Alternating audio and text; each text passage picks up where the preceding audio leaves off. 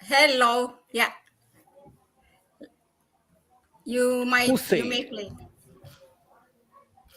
That Africa cannot be part? Who said that Africa cannot be part of the solution? That when Africa is being discussed, it's only being discussed in the context of the problems.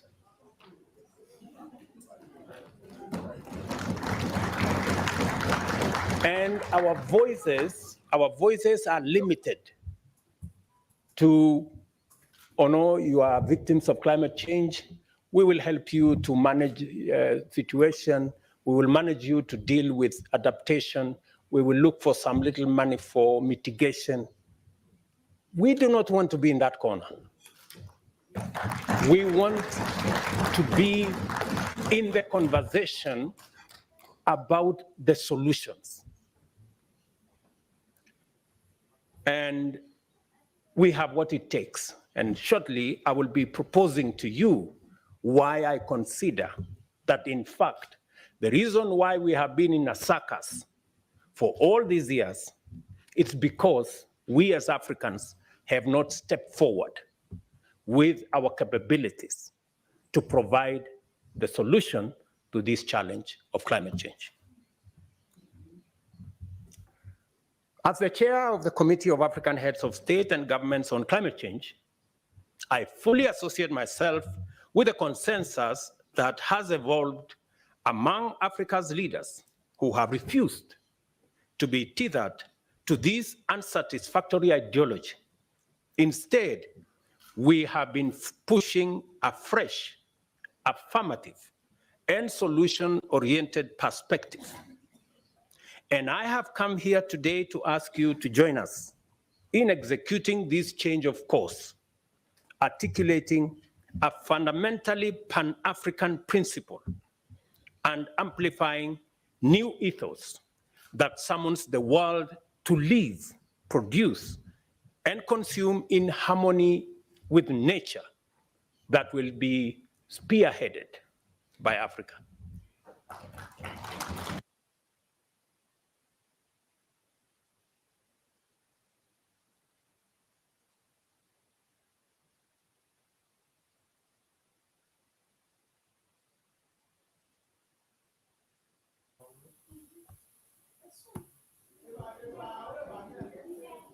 Yeah, hello.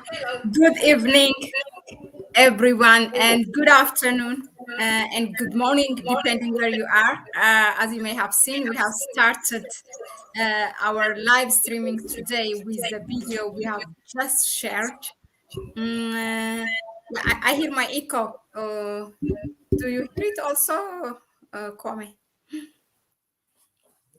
Yeah, so that tells you so much about what our topic is tonight. We are going to talk about the speech, that's a historical speech that was delivered by President William Ruto of Kenya at the Pan African Parliament in South Africa. Yeah, we are going to look at, it was more than an hour speech by President Ruto. A lot has been raised. It's exciting, and we try to look at the major issues that has been raised by the president. As usual, we have here our Pan-Africanist analyst Kwame Gonza with us. So we will look at into like a brief background on the Pan-African Parliament, maybe just a little, so that we know why such an important speech at this organization. And we will also raise some of the things, the major things, not everything, from what he talked about. And then what we pick up at the end, for Africa to act upon. Of course, this is our personal opinion. Before we go ahead, let me just welcome Kwame. Welcome, Kwame. Thank you so much, Mahlet. Thank you. Greetings to everyone who's out there watching us. We are glad that you are online and you are here with us to have this important discussion. As you know, this is Connect Africa, the channel where we discuss issues pertaining to our continent. And we don't only discuss issues pertaining to our continent here, but we also on the front line working with the other organizations and also trying to establish links within the African, leadership space, the African political space, so that we can be able to create that link, between the African civil society and then the African, political space like the Pan African Parliament, the African Union. So we are working with these. So we are working with all the African civil society, especially starting with the Pan African bodies as Connect Africa. This is some of the work which we are doing. So we are not only here to talk about things and analyze them, but we are also engaged in the struggle out there. And this is the very reason why you out there, as people who are watching, you should come and support us in what we are doing, so that we can also be firm and confident that what we are doing is the right thing. And of course, we are convinced, even if you didn't support us, but you have to support us. Even if you didn't support us, we would have still done the work, because we are convinced that Africa has to take its place. And to go back to the topic, which Mahlet has introduced, and as you have seen in the video today, we are going to discuss President Ruto's speech, which he gave at the Pan African Parliament at the beginning, around the end of last week, which was instrumental. It was a very, very powerful speech. It was a very ambitious speech. Actually, Mahlet, I consider this speech to be one of the best speeches of this year. I'm yet to listen to other speeches which will come up maybe from other African leaders. But so far, as the year is going, I think this is the best speech on the African continent so far that has been given. Of course, there's other speeches which have been given by people like Pierre Lumumba, but when you look at the space, in which our African leaders are right now, I consider this is one of the best, or is the best speech that has been given so far all across the continent by African leaders, when you examine all our African leaders. So what are we going to do? We are going to dissect this speech and try to bring out the details of what Dr. Ruto was trying to mean to you, our audience, and then you will be able to make your own judgment and whether you will join us, in this, struggle that we are engaged in this struggle in which we are fighting, to portray Africa how it is supposed to be portrayed, or to occupy its space. We understand that Africa right now is not occupying the place which it is supposed to occupy for certain reasons, of course, some which are historical, and some which are because of leadership and other issues, of course, which we discuss here every day, geopolitical issues, present day issues. So if you are convinced that what we are doing is the right thing, share this channel, join the channel if it is your first time to watch, and then like what you are seeing that we are doing, and come out, don't just sit down, come out and support the channel, because that is the only way we will be encouraged also to continue pushing forward on your behalf and on behalf of all those who cannot do what we are doing but also want to contribute. So share the channel with them. They can watch, and then in watching they will be supporting us, and the YouTube algorithm, of course, will pick up our channel and suggest it to other people. So that is the contribution which you can make. So Mahlet, you as usual will forgive me for saying a lot, but I think let's get to it. So I want to welcome everyone who is watching us, and stick with us, because what we are bringing is really hot, is a very topical, there are very topical issues which we are going to discuss today. The speech was wonderful, as we have said, so we want to break it down so that you can be able to get a gist of it. Those ones who have not watched it yet, I want you to be able to get the understanding of the, the vision of the vision. You get the understanding of the vision of the new form of leadership. As you have seen, President Ruto, of course, is not among the old generation of leaders of the 70s and the 80s, even though he's grown, relatively, but is within the group of, people like the Secretary General of the Africa Continental Free Trade Area, where Mahlet, many, these are young leaders. People like Prime Minister Abiy Ahmed, these are the young leaders, the next generation of young leaders who have come before maybe the next type of leaders who are like 30s and 40s will come on board also. So they have a vision, and we see that vision now, when you look at the speech which was given by Prime Minister Abiy during 2021, during the 35th ordinary session of the African Union, you can see that it was a really ambitious speech. And when you look at President Ruto also, he gave an extremely ambitious speech. And when you look at the two of them, you can see that they are within the same range of age. When you look at their years, you see that they are around the same. So you see that there's some sort of new vision that is rising out of the African continent. There's a new visionary type of leadership that is not satisfied with the old African continent. And so that is what we want to discuss today. So I want to thank you once again, Mahlet. So please take it from there. Thank you. Yeah, no, it's good. You always have a lot to say in a positive way, in a good way. So it's good. I like it. Yeah.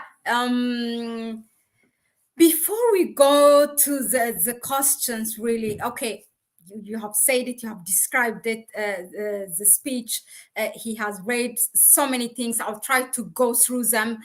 He's, as a chair of the climate group or climate change, the head of states, meaning the African heads of states. He really talked about a lot about that.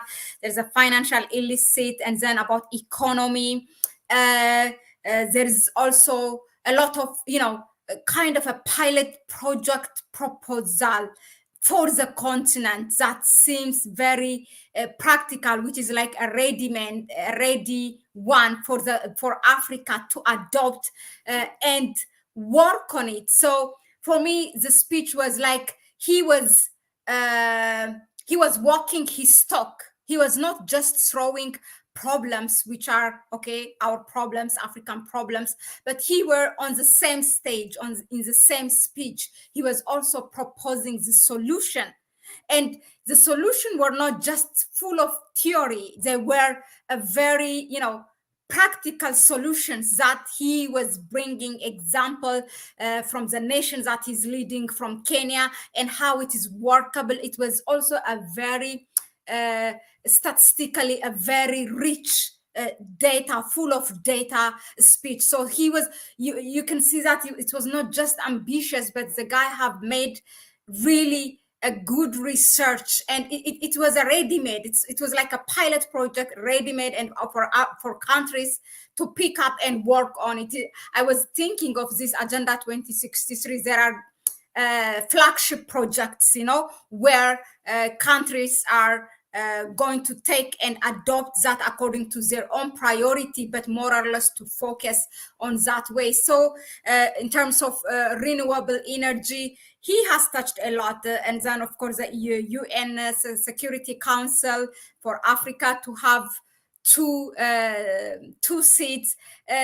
Although it was 1 hour, it was not really tiring and boring, that 1 hour flies like that. And there was some, whether it's sarcastical or a real joke, it was so refined, very nice speech. And the one thing also I loved is that he started with the ancestors and to live by and really to fulfill their dream. He knows that there's a gap.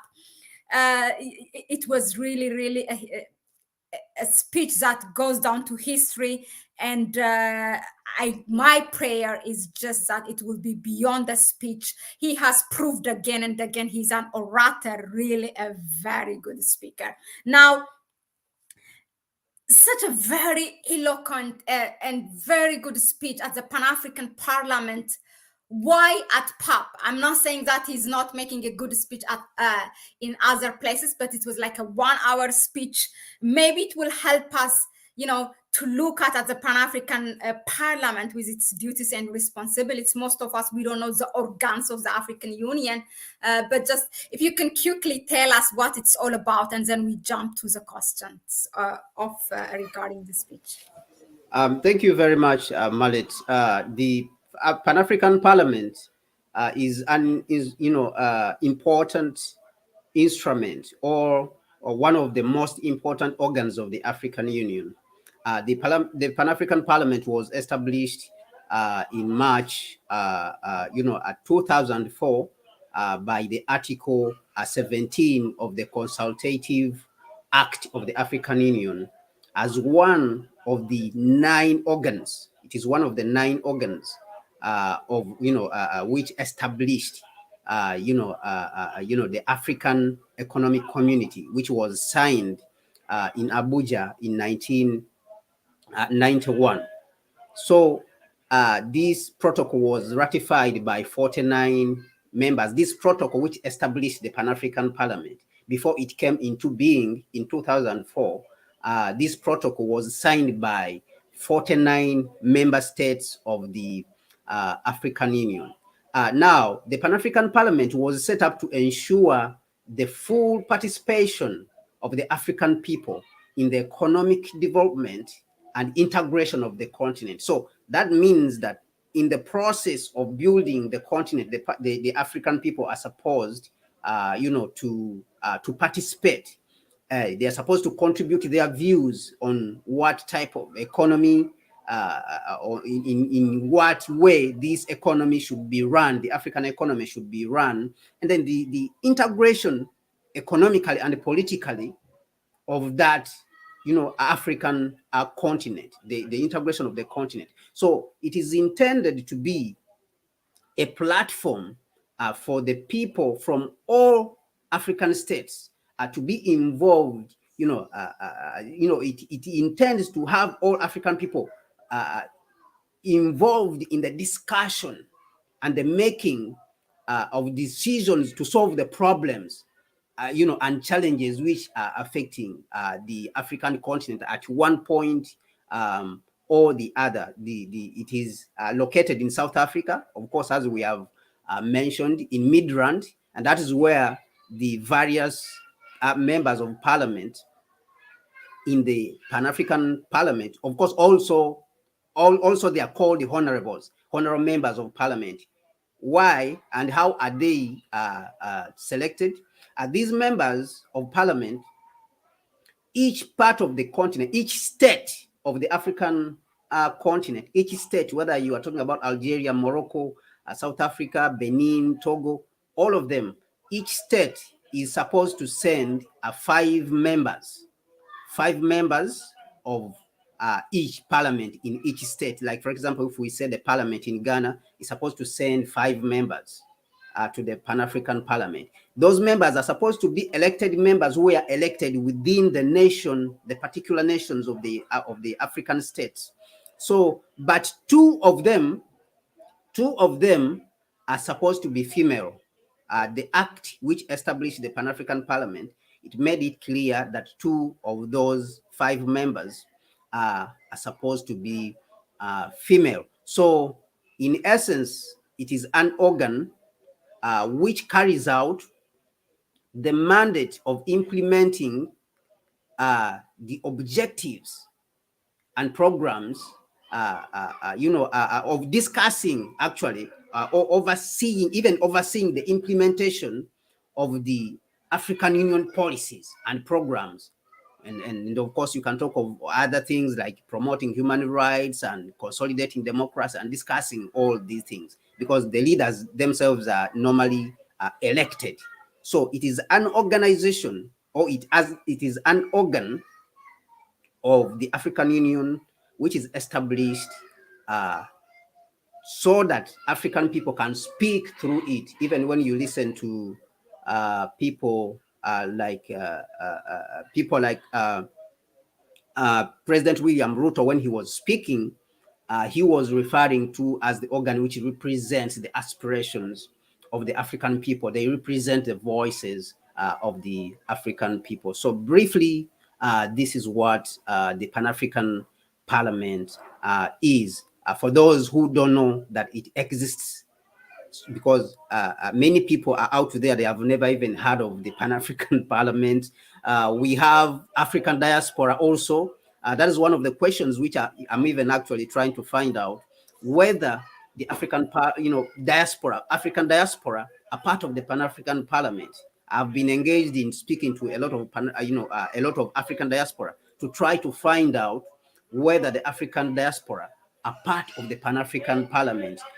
If they are not, I would like myself to give a help in trying to establish that link between the Pan African Parliament and the diaspora, because they need to take their place also. If they neglect this opportunity, it becomes very unfortunate, because the African diaspora are the sixth region.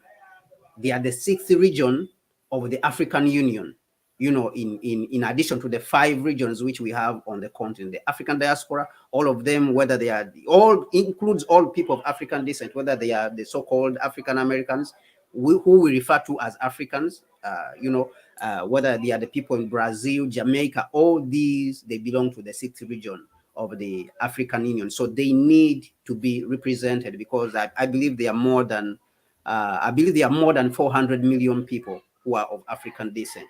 So this is an organization which represents the voices of the Africans on the continent as a whole. Thank you. Thank you, Kwame, really, for that. It was important, really, to clarify what and who PAP is, and what are the responsibilities, and against what background this organ was established out of the African Union. We always think that this continental body is only the African Union, but there are different organs. It's not only actually only in Addis Ababa. They sit, of course, purposely and consciously in different African countries, so that each and everyone has that sense of ownership, and whatever benefit comes out of it. Now,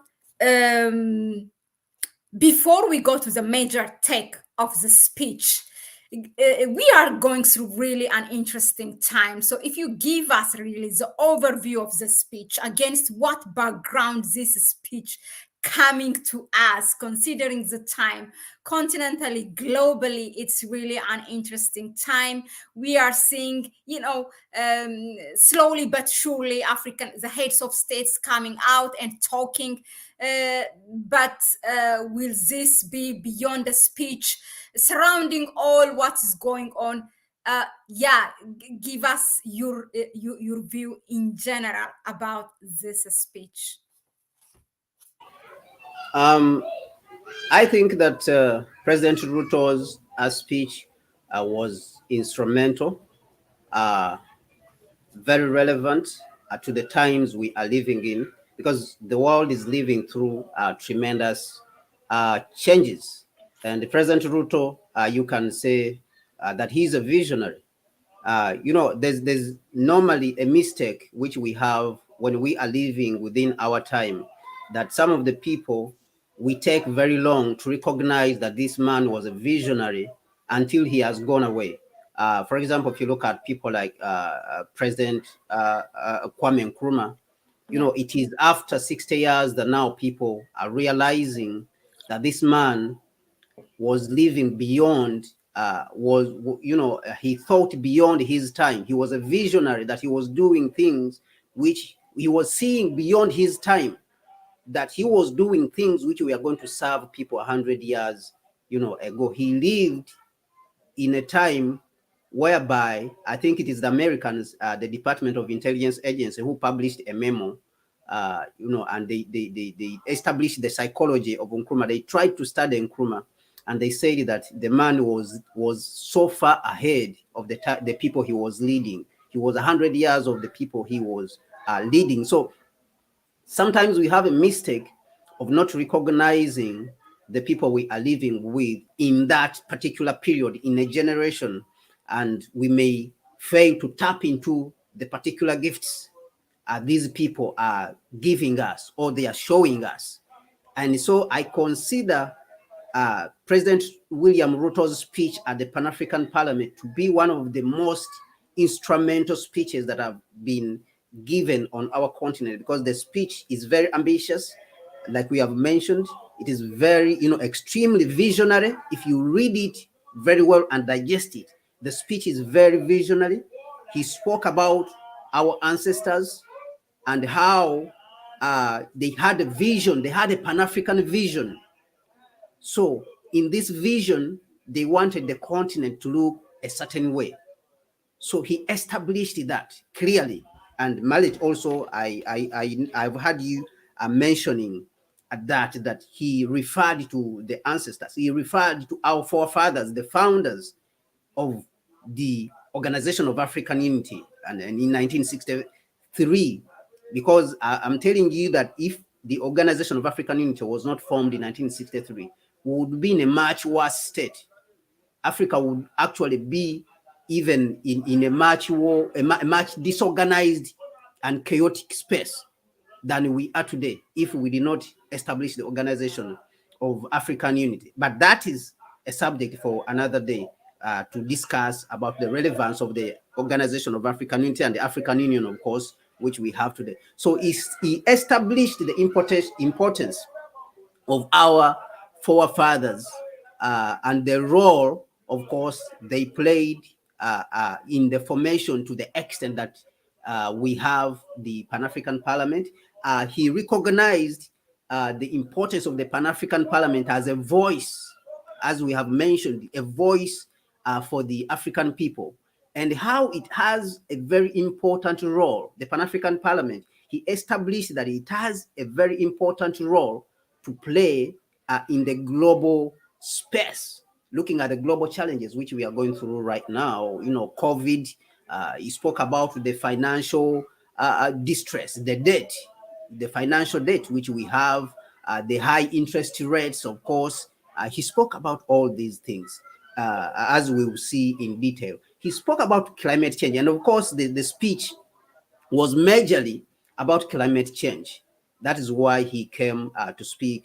He is the chairperson, of course, the climate, the Commission on Climate Change in the African Union. Is the current chairperson of that committee. So he spoke extensively about climate change and how we should adopt, to the narrative of climate change and clean energy, and how Africa should use it as an opportunity. The fact that the global West, the global North, the West, Europe and America, they have been moving around, trying to coerce Africa, blackmail in certain ways Africa, and dictating how Africa should adopt to the climate change, effects of the climate change. Even though in various speeches we have seen that the United States and its European allies, they have contributed 96%. I mean, 76%. It's not 96. It is 76% of the global emissions, and Africa has only contributed 3%. So they have not moved on themselves aggressively as they are trying to move to Africa. So in a sense, when he was talking about climate change, President Ruto was saying that we can harness this aggression they are attacking us with and turn it into an advantage. How do we turn it into an advantage? We come with our own solutions.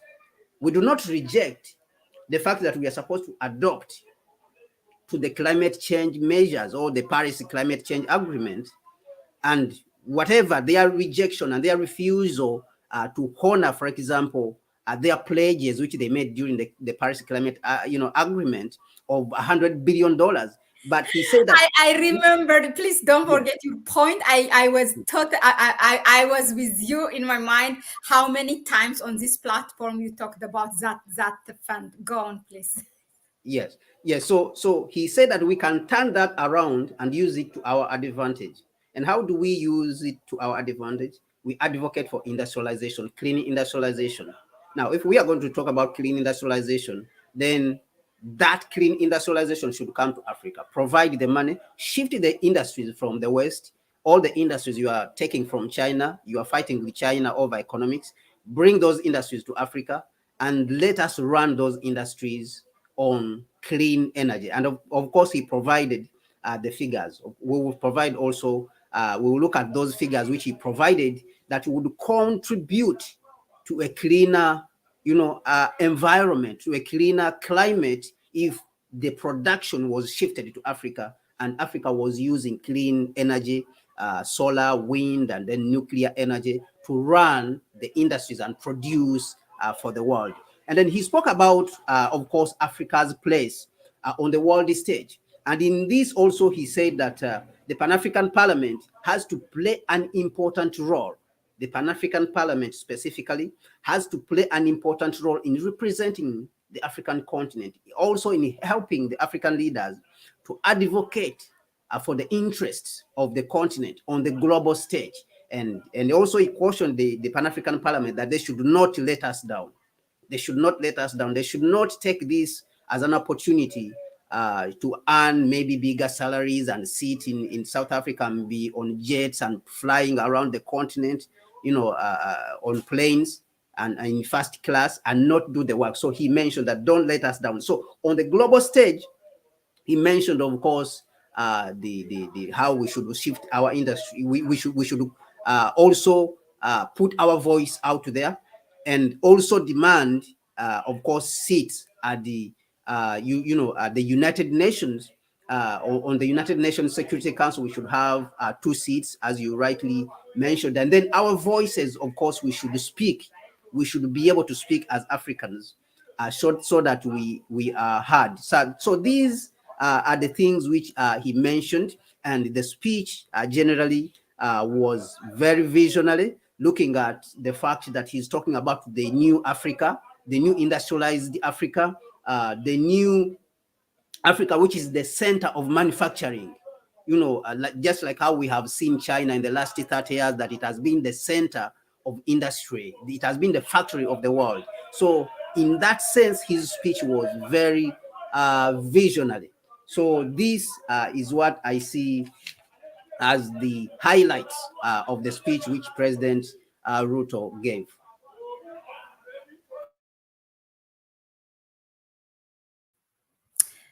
Thank you, Kwame, really for that. Just wanting to clarify, was that an overview, or it's like in total you gave us also the highlights? No, that is just the overview of the speech. Yes. Because I'm still really interested, because so many things were raised, as you yourself have said, and try to really touch them quickly. No, that was just an overview. That was just an overview. Now, he mentioned about 3 areas, and those are the areas which I touched on. He touched on the importance of the Pan African Parliament. He touched on the elders, the founders of the African organization, of our Pan African forefathers. He mentioned the climate change and how Africa can adapt to the climate change. And then he mentioned our place as Africans in the world, and how we should act, and how we should push forward, and how we should make sure we affirm in how we approach the global stage, so that we cannot continue to be bullied. We should work together. Okay, we cannot go out on the global stage and we are one country. We are Kenya, we are Botswana, we are Togo. We should move together. That is the only way we will command respect, and then we'll be able to get what we want. So he mentioned all these things. So this was the brief overview of what he mentioned. Now, this speech, have been listened and watched by the heads of states, those Pan African Parliament members, all those honorables, and people, officials from the African Union. Now, and then citizens, platforms like us, media platforms, and ordinary citizens. Now, if one is to take, and if you can really put it, maybe for the institution and for the heads of states, I don't know, whichever is convenient for you, what are the major things to take for us from this speech? Thank you so much, Mahlet. Number one, it is important for we as African citizens to remember history. the fact that he spoke about the founders of the Organization of African Unity, and which consequently led to the African Union, and which gave birth, of course, to the Pan African Parliament, it makes us understand that it is important for us to always have a mind for history.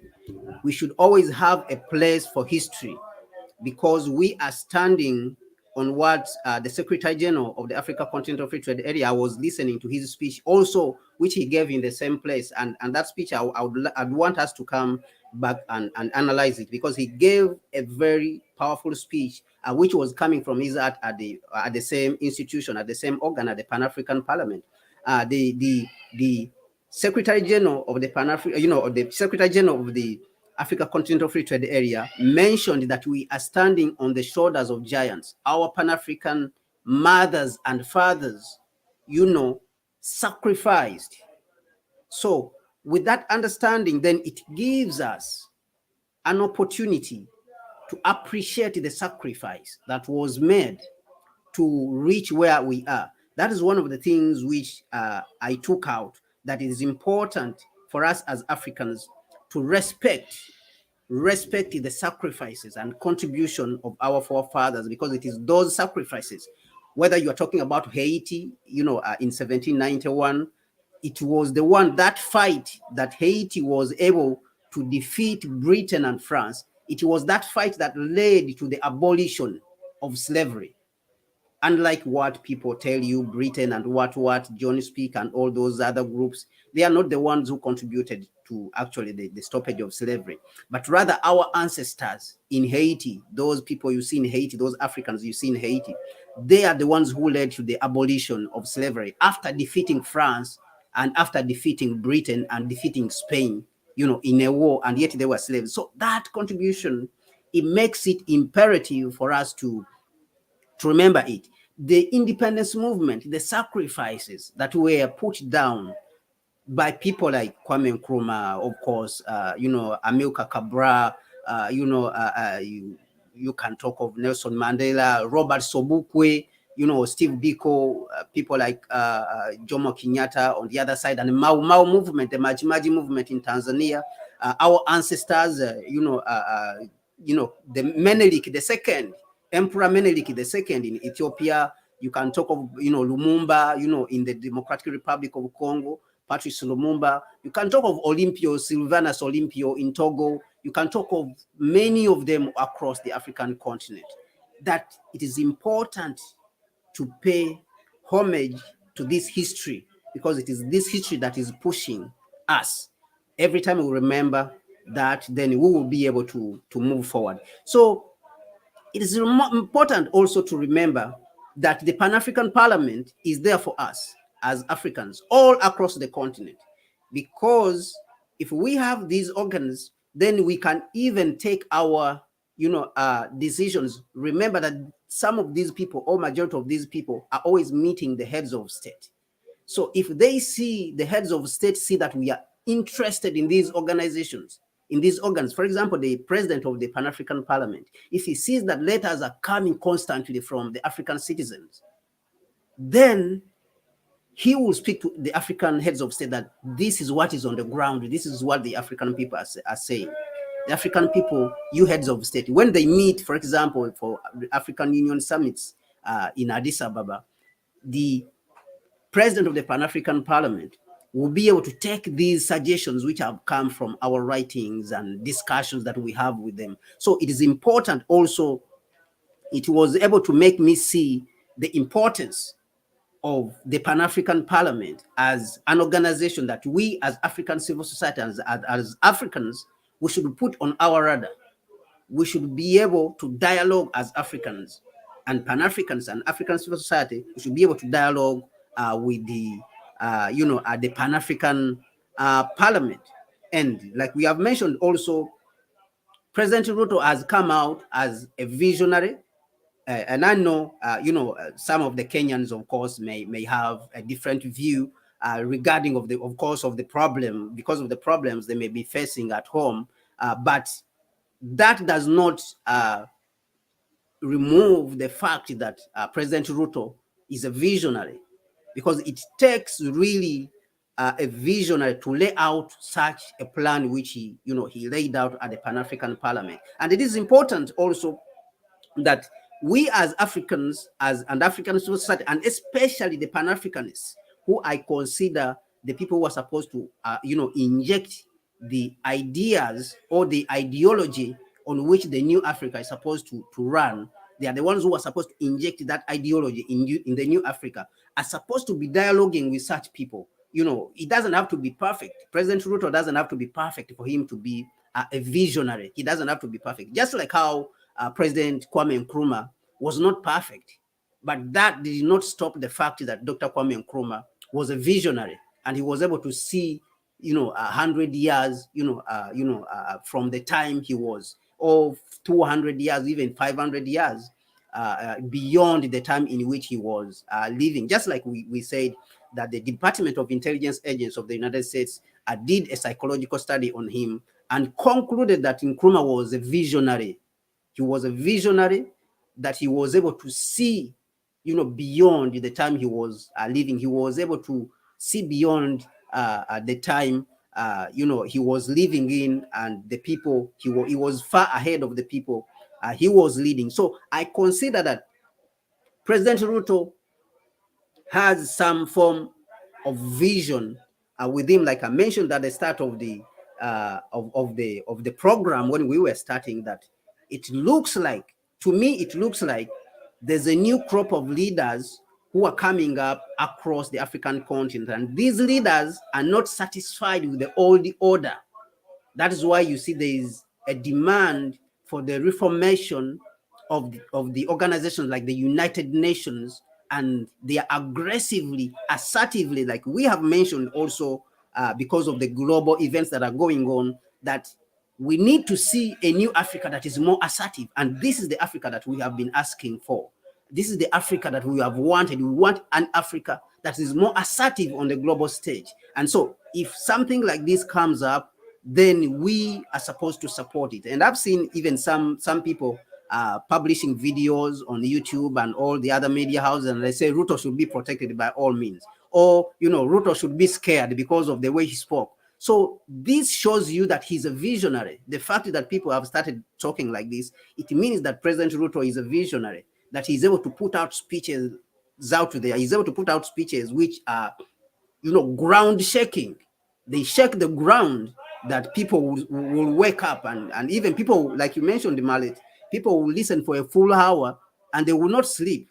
They will be up just listening. So this, I think that President Ruto is a visionary, is one of that, is one of that crop, is among the crop of leaders, the new leaders on the African continent you can speak of as visionaries who have a vision of the new Africa, and the Africa, of course, which we have yearned for very long. And so the African, the Pan-African civil society needs to take this opportunity and speak to him. We should not wait maybe for him, God forbid, to be like President, Magufuli, John Pombe Magufuli, who was killed in some, shady means. So we should be able to engage him and speak to him and see what is this vision, and see where we can contribute also as Africans.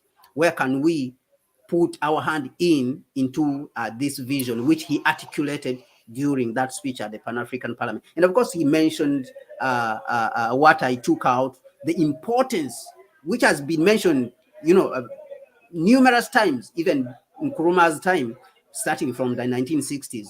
Nkrumah actually is one of the first leaders to mention the idea that Africa should get a seat at on the United Nations Security Council, permanent seat at the United Nations Security Council. Nkrumah mentioned this in the 1960s, immediately, actually, after the killing of Prime Minister Patrice Lumumba of the Democratic Republic of Congo. So it is this tradition that has continued even up to today.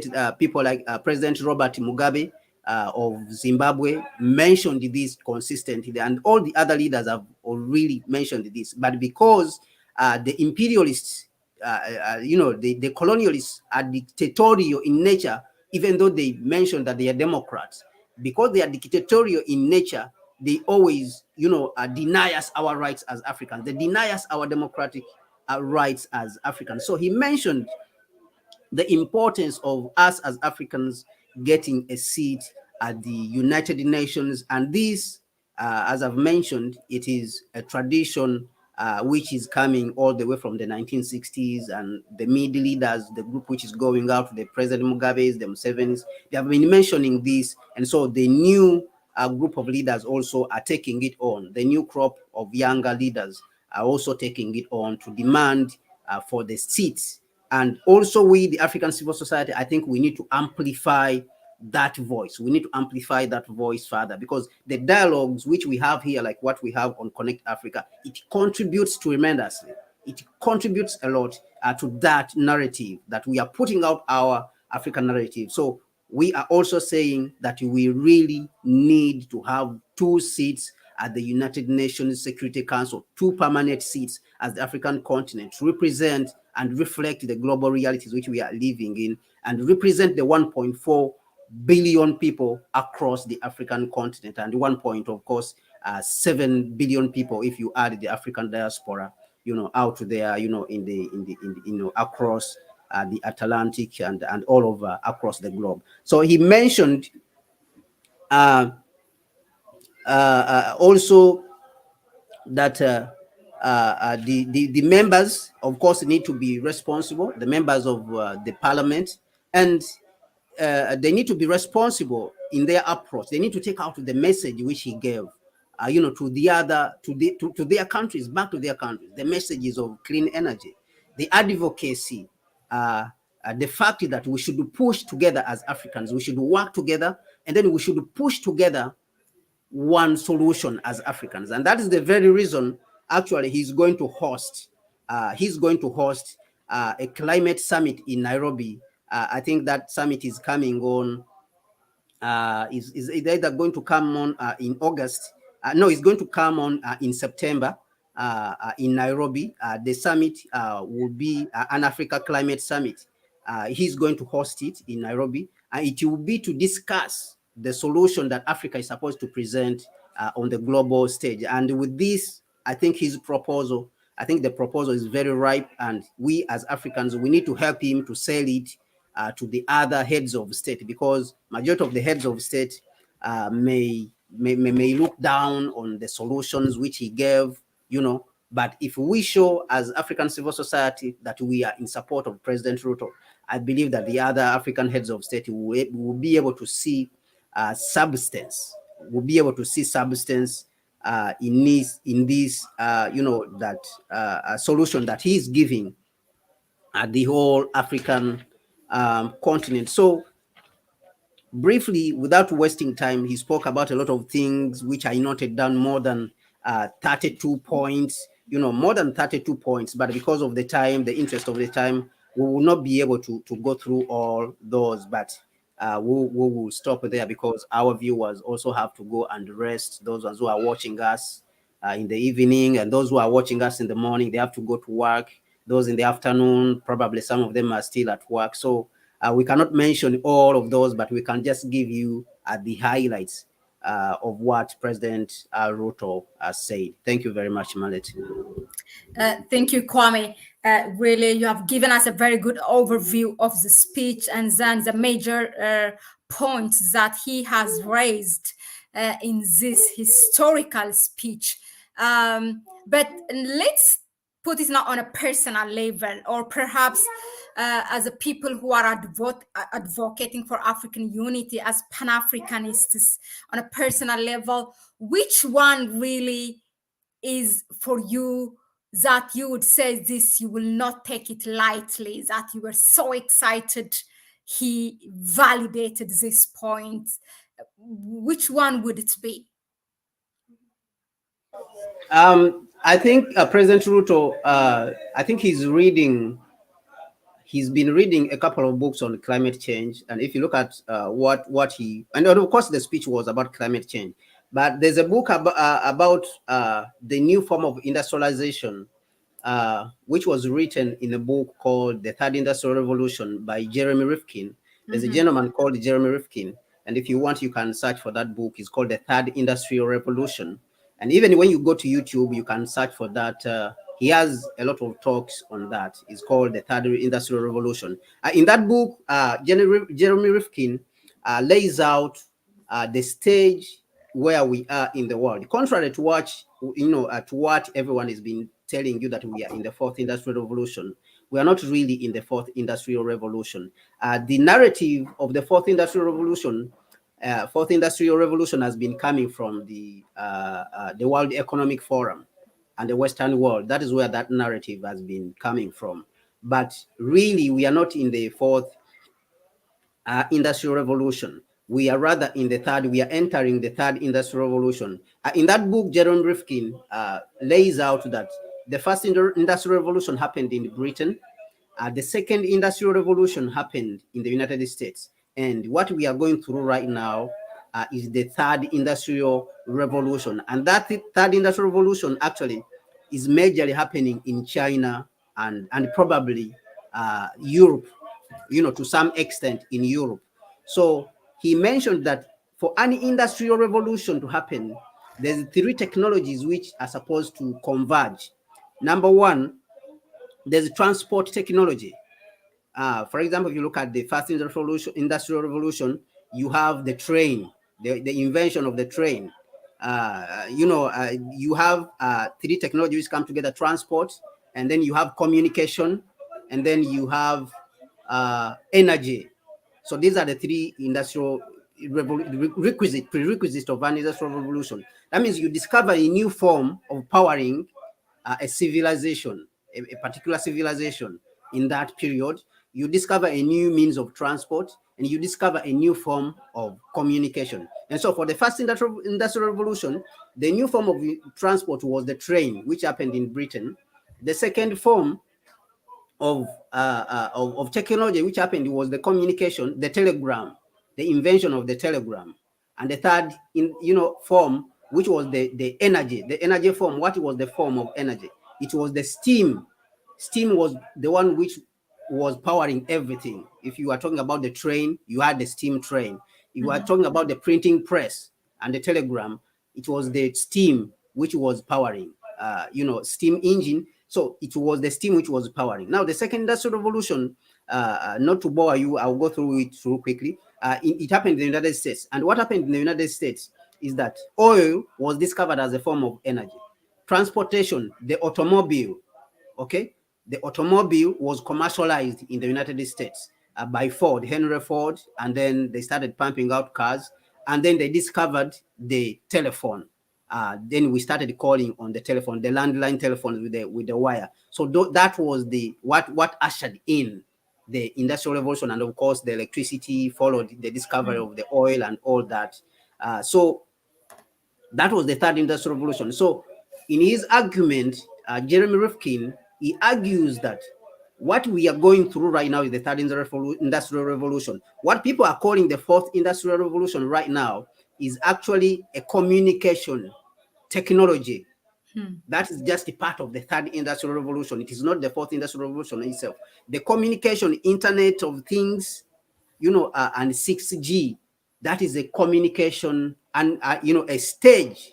We have leaped a stage in communication that if you look at 5G and 6G, China is the one leading. If you look at high-speed trains, for example, China is the one leading. If you look at electric cars, because as we speak right now, the cars which are operating with engines are obsolete right now.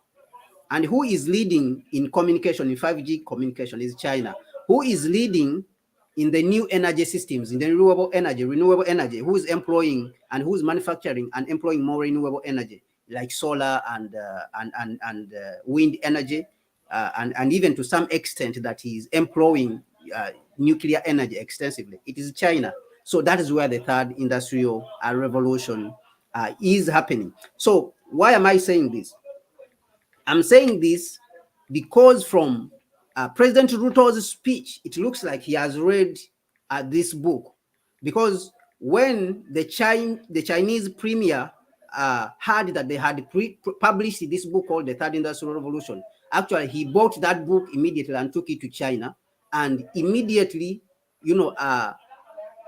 directed his people to start implementing the ideas in that book called The Third Industrial Revolution. So when I heard President Ruto speaking about industrialization and how clean energy powered industry, clean energy industries should happen in Africa, it gave me an idea to think that probably President Ruto had read that book, and probably he wants us to implement those ideas in Africa, and we should take advantage of the idea that they are pushing us towards the use of clean energy. And I don't want us to use our oil and gas, which we already have, as you have seen, Mozambique, a lot of gas,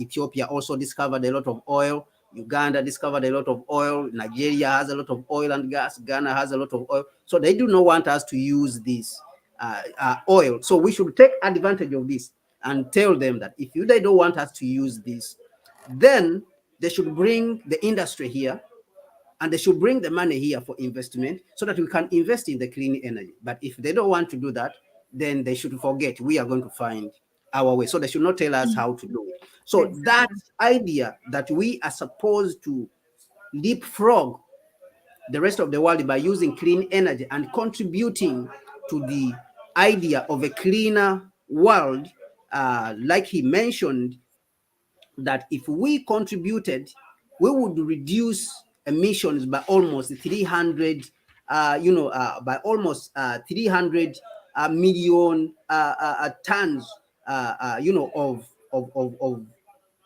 carbon dioxide. We will be able to reduce this, almost about, I think he mentioned that we will be able to reduce by, 300 million tons.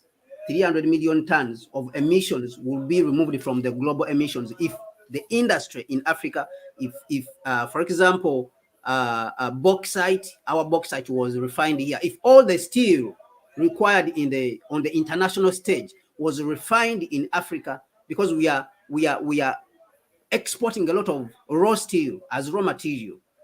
If we refined all of it here on the African continent, we will be able to save the world from emissions. So that means we would manufacture it here in Africa with clean energy, using clean energy. We would be able to save the world. We will create a lot of jobs for Africa, and we will be able to save the world from, extended emissions. And so this is where the global community needs to buy in. They need to bring the industries, the manufacturing industries, whether you're talking about hydrocarbons, whether you're talking about vehicles. They should not only bring all the technology. We have seen Volkswagen here, we have seen Nissan, we have seen Toyota, bringing here assembly, not even manufacturing, but assembly of all the technology, which is the engines. Let them bring electric cars and manufacture them in Africa using clean energy. So this is the argument. So it was a very important point for me, which I picked out, that will be able to help our African continent. And actually, when Jeremy Rifkin, the writer or the author of the book, The Third Industrial Revolution, was asked, what do you think about Africa, which has not attained the level of development which we are at as the West, for example, Australia, Europe and America? Jeremy Rifkin actually mentioned that it is much easier for Africa to implement the new form of industrialization. That is what Jeremy Rifkin mentioned, that it is cheaper. He gave an example that Africa was able to leapfrog everyone into mobile money because we did not have we did not have banking infrastructure all over across the continent. So our people were easily able to jump onto the mobile money technology, that everyone now has almost a bank account on their phone. Yeah. Yet in the Western world, they are still behind with their banking infrastructure. So this was the example which he gave. So he said that it is much easier in Africa now to implement clean energy. So I believe that this is the point on which, President Ruto was, holding on to, or the point he was raising to make a case for the industrialization of Africa. So I believe that this is very important also, and that we have to drive our industrialization on clean energy. And also, President Ruto, I believe that we can come up and modify the ideas which he has already as Africans, as African civil society. We contribute, because no man has all the ideas at once. Even Nkrumah, who was one of the smartest people who walked the planet, he used to ask others, give me the ideas. What do you think? What do you think that we should contribute? Even when you look at his speech in 1963, Nkrumah said that we should bring together our smartest people, for example, to work out a plan on finance, on a single monetary policy for the African continent, a single foreign policy. We should gather our smartest people in this area, for example, on foreign policy, on economics, on energy. So I believe that with this vision that President Ruto has laid out, I think we need to come together also as Pan-Africanists and contribute and enrich it, and also carry it forward. We should not leave it on paper, because, as I said, this was one of the greatest speeches that have been given on our African continent. And actually, I'm still considering it the best speech that has been given by any African leader this year. Thank you very much, Mahlet. Thank you, Kwame, really for sharing, what really was, how do you say, personally, how you selected one of these points raised by President Ruto. For me, I think it was the one that he said the African heads of state should start to think giving power for for the African Union Commission, because it's only that way, if we are talking about in the same level to be with the European Union or the European Union Parliament, then PAP should be equipped the same as like the European Parliament, and then the same with the African Union. Now everybody's happy and comfortable, the heads of states with their little sovereign territory,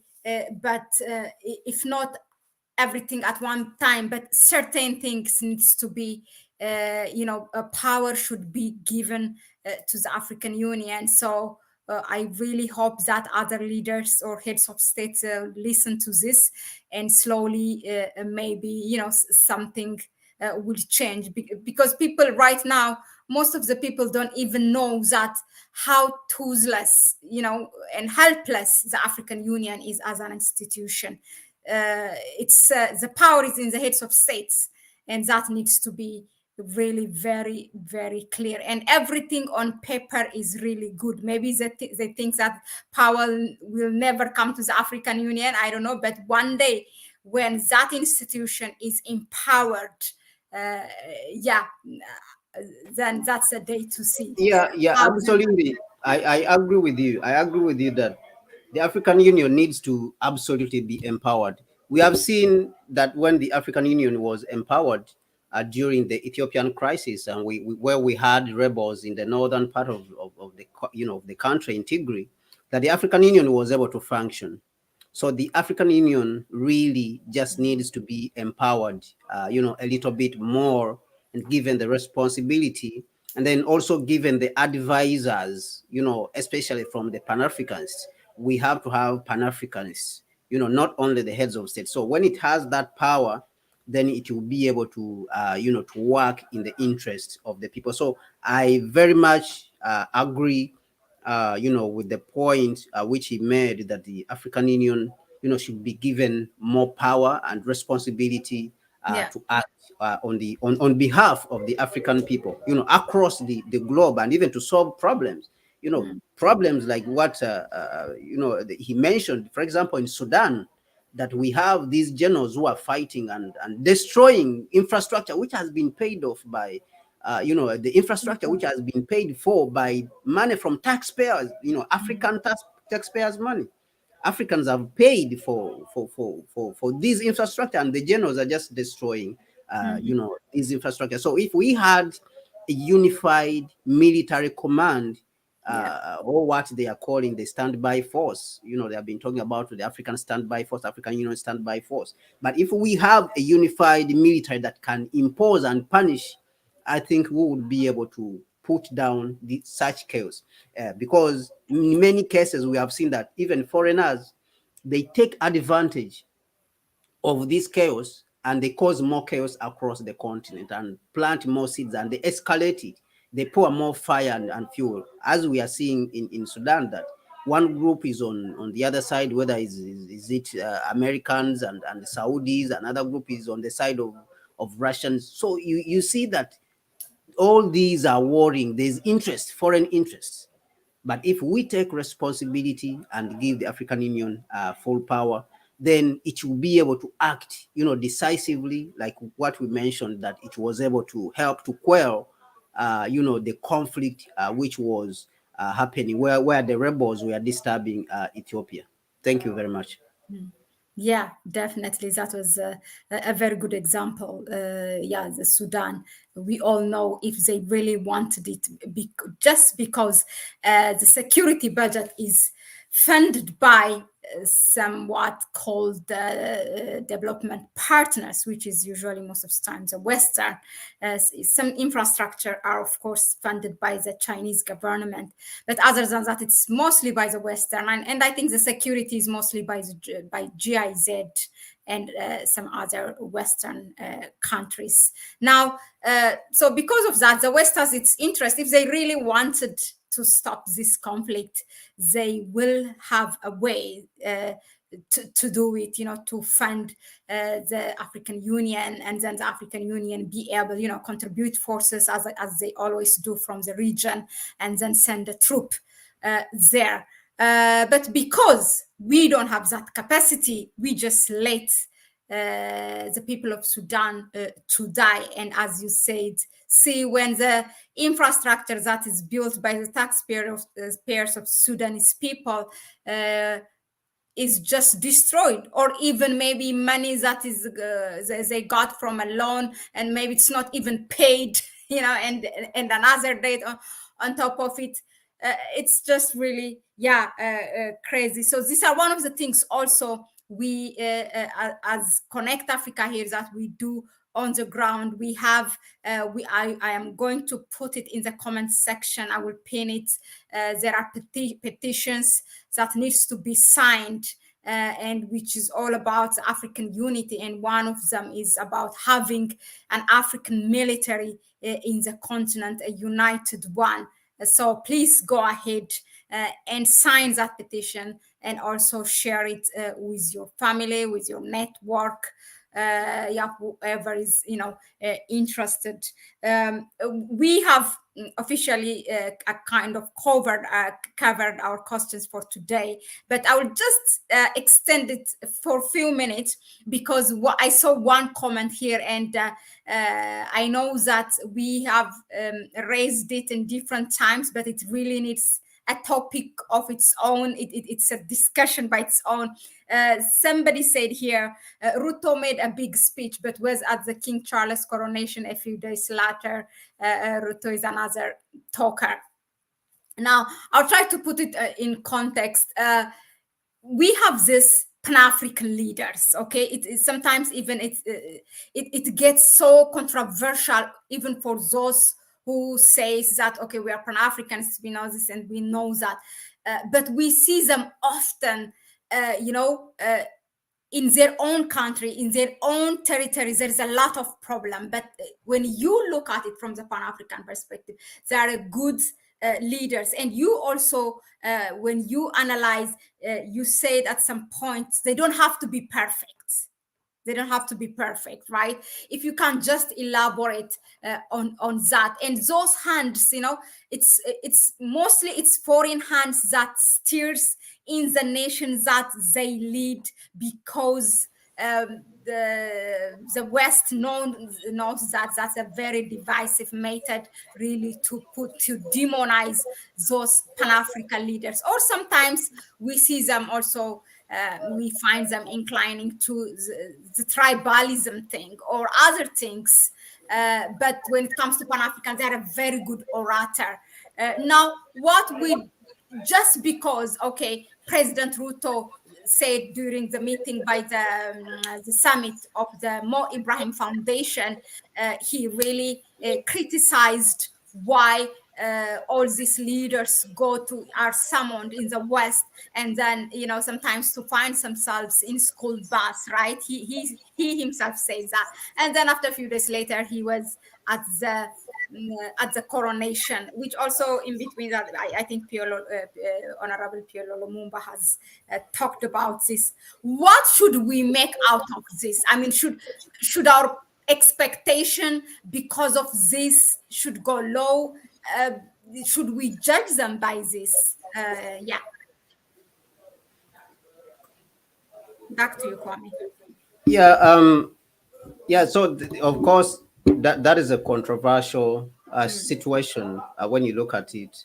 But I think what we have to understand also is that when you are outside and you are not the president, there's a way you look at things, and then when you are the president, if you reach there, things may be different for you. Even though as an individual you may not want to go because of your position as a Pan-Africanist, but your position as a leader will necessitate you to go. Kenya, if you look at Kenya, for example, it has a lot of investment from Britain. Britain is very much attached. Kenya is very much attached to Britain because of various investments. You remember that Kenya was colonized by Britain. So Britain has a lot of investment in Kenya. That is one thing. The other thing which you can mention or which you can think of, we can think of, is that you may have this position, but your status, as I've said, as a leader, may require you to attend, even though you don't want to, to attend these functions. I remember that in I think it was 1958, 1959, Nkrumah actually never wanted to marry. He never wanted to be a married man because of the way he believed that he had a mission. If you go and read the book called the political and social thought of Kwame Nkrumah, the political and social thought of Kwame Nkrumah, by Amabaine, which was written in 2011. Nkrumah never wanted to marry, but his advisors, like George Padimore and others, they told him that because of the position he occupies as a head of state, he has to find, a wife and marry. So he even had it difficult to choose a wife for himself, and he said that now, what can I do? He had it difficult for himself to choose a wife, and he said that let them choose for him. Let them choose any wife for him, and then he will marry. This is simply because of the position he was occupying that time, and because President Abdul Gamal Nasser was his friend. President Abdul Gamal Nasser in Egypt was his friend, and so he decided to go and pick a wife from there. Actually, he sent people to look at the wife. Nasser went and looked around, and they found a Christian wife for him. And then he sent emissaries to Egypt, and then he was able to marry a woman from Egypt who was called I've forgotten her name. But she was a Christian and she was Egyptian. And because also Nkrumah had a vision of unifying the northern part of the continent with the south. During that time, France was claiming that Algeria was part of France. You see, during that period when Algeria was struggling for independence, France had immediately claimed that Algeria is part of France. And so it is responsible for the governance, the political governance and security and foreign, policy of Algeria. And so Nkrumah had the vision of unifying the northern part of the continent. And actually, even the American CIA and intelligence agencies, when Nkrumah married the his Egyptian wife, it raised a lot of concern, you know, in the United States and even the United States security agencies. They said, what is this guy trying to do? So everything which he did, you know, was looked at as strategic in most of the cases. But what I'm trying to say is that sometimes the leader have a very difficult position in which they are standing, that they have to start to act in a certain way. You may see that the leader is Pan-Africanist, but then at the same time, he has to go and borrow money from the IMF or the World Bank. Why? Because he has obligations at home. Okay, and some of them are not as strong. You may find that President Ruto is a Pan-Africanist, is a strong man who believes in Pan-Africanism, who believes in a strong Africa, who believes in a prosperous Africa, but he's not as strong as, for example, how you see President Magufuli. Because remember, when you are governing at home, you are governing the country with the middle class, and the middle class is a very strong class in a particular country, that if you joke, they will remove you from power. If you antagonize them so much, or if you try to destroy their businesses, if you know, in some way. So they are a very delicate group of people that if you handle it carelessly, they will remove you from power. So that is one issue, that you will have to go and borrow money just to please the middle class which you have in your country, because they are the ones majorly who control the economy. And this is one of the problems which Nkrumah, you know, faced. You see that even Nkrumah used to go to the IMF and borrow money, even though he would not accept. In majority of the times, he did not accept the conditions which they gave him, but he used to go there and borrow the money. Why? Because he had a vision of unifying the continent, and he said that Africa would not borrow money if we had unified. Why would we not borrow money? Because the resources which we have are needed by the rest of the world. So we would force them to pay the price which we want without borrowing. This was the importance of unifying Africa. So because we were not able to give Nkrumah a unified Africa during his time, then he had to go and borrow. So these are the precarious situations which some of these particular powerful leaders find themselves. That he may give you a vision like this for industrialization. This vision is very valid, which, you know, President Ruto laid out in South Africa during his speech. Is very valid. But that vision cannot be valid if he's not working with the other heads of state. Because the thing is that if this leader has resources, particular amount of resources, his resources may be boycotted. For example, if you have oil and they will go, for example, either to Zambia or to Ghana, if you refuse. But if we are unified as a continent, then they cannot go to Kenya if Ghana refuses. They cannot go to South Africa if Ghana refuses.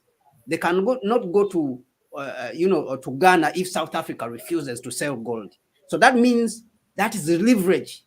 You hold your goods and you only sell at the price which you dictate. But right now we cannot do that. So that becomes also a very big problem. So these are some of the problems which people like Kwame Nkrumah faced. That he wanted us to give him a unified Africa, and then he would be able to deliver the goods for us. Nkrumah was going to deliver the economic benefits if we gave him the political power. You see, so this is the difference, that they find them sometimes in a very difficult situation, that they want to deliver the economic benefits, which are currently attached to the Western system. And at the same time, they want to deliver for us the political liberation and the political power to us. But the power, the economic power, is not with them, even though they have the political power. The economic power is somewhere else. You see, and the attainment of that economic power can only come if we are unified together, and we have not yet attained that status. So this is the difficult situation to balance between those contradictory, situations. Always, is always the challenge which these African leaders face, even including those who are Pan-Africanists. Yeah, I mean, we can cite a lot of examples who are head of states right now, as we speak, in the continent, who are considered Pan-African leaders, but at the same time, they don't. There's not the same sentiment from their own nation. That's the people that they are leading. There's a lot of problems in their own country. Some have a good start as a Pan-African leader, but then later on things change. Obviously. I mean, you can even cite out Nanado, President Akufo-Addo, that when he was starting out, he was speaking on behalf of Africa, Ghana Beyond Aid, Africa Beyond Aid, all these things. He was saying all these things, and then he even one time he came together with Ivory Coast. Ghana came together with Ivory Coast to try to negotiate for higher prices for cocoa.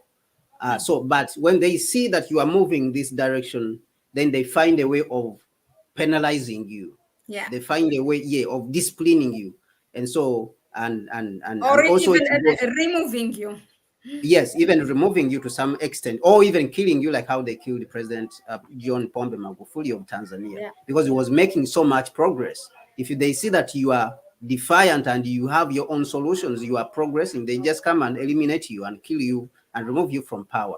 So we see that in the case of President Nana Addo, he had some ideas, but he's not a Pan-Africanist.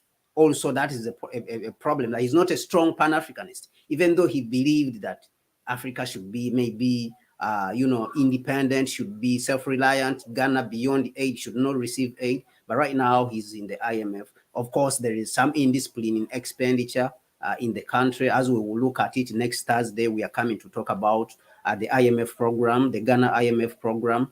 Those ones who are watching, you need to be around so that we can analyze that for you, and you'll be able to understand what is in the IMF program. What does it mean for the African people in Ghana, and what is coming for them? So what is really in that IMF program? So we want to discuss that also. So you find that leaders, they are caught between home and and away from home in such a situation that they want to deliver, but they still have these challenges. So that is what we see from our analysis. Yeah, thank you, Kwame, for sharing your side on that one. I think we should make a program really taking one by one leaders, current heads of states who have such problems. So I believe it will help, it will clarify some of the things that people just take for granted because they consume news from the mainstream media. And what we do is here at Connect Africa, we do research things, and we bring you, we give you that Pan-African perspective so that we understand it better. So thank you very much, those of us who are here with us. Really, thank you. And of course, sorry, excuse me for that. And share it really. If you want to support our channel, we have our PayPal account. You can help us, you can support the channel through that. Right now, me and Kwame are here twice a week, and sometimes maybe every other week. I am here also with Dr. Biniam, also analyzing things in the Horn of Africa, but a lot is going on, so we want to bring you at least 4 times, 5 times a week, so that we don't miss out on what's happening.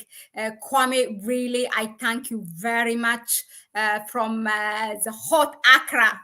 It's almost 30 degrees centigrade, but you bear with us every time, you deliver.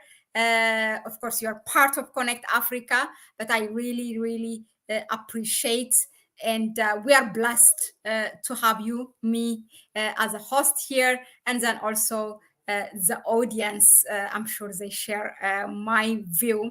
As I said, we are going to put those petitions right after this stream is over. Please go inside. Your voice matters. It's not just to talk and then point fingers, and we all have something to do. Trust me, we all have a little stone that we can throw in terms of where we want our continent should go. So let's be practical and do things what's expected from us. I want to give a shout out, greetings, Ras, the Lion Arts Production. Thank you for being here. And all of you, Crezimbo, I hope your question on President Ruto somehow it got a little clarification. Next Thursday we will be on Ghana. Yeah, there's no mercy. We do it unapologetically. Kwame is from Ghana. So yeah, it's all exciting. So unless there is some closing words or phrases for you to say from my side, that's it. Do you want to say something, Kwame? Yeah, I just want to thank our viewers. And like I said at the beginning of the show, they have to support the channel. That's the only way we can go forward. You have to contribute to this channel. This is the only African channel where you can hear things about Africa, concerned about the African continent, and the African people, of course, all across the world. Whether you are talking about African American, the so-called African Americans, the ones I said we consider them Africans. So you have to support this channel because we discuss those things here, and then we try to digest them for you and make you understand them. But we are not also only stopping there. We are not only stopping there, but we are on the ground, and you need to support us. You need to support the real people who are not only looking to clickbait you so that you can come in and watch something to jump around and get excited, but people who are working on the ground. And that is what we are asking you, that come and hold hands together with us. We are also working with other organizations like the PLO Lumumba Foundation. We are working with them, Global African Congress. We are working the Africa Continental Unity Party. So all these organizations, you need to come out there and support them. We cannot attain liberation as Africans if we don't work together. So we invite you to partner with us. Thank you so much, Mahlet. Thank you so much, Kwame. So that's it for us, our good people. Thank you very much. Have a good evening. Have a good afternoon, or have a good day if it's if you are in the morning. Bye bye until Thursday. Ciao, ciao, and bye bye. Yeah, thanks.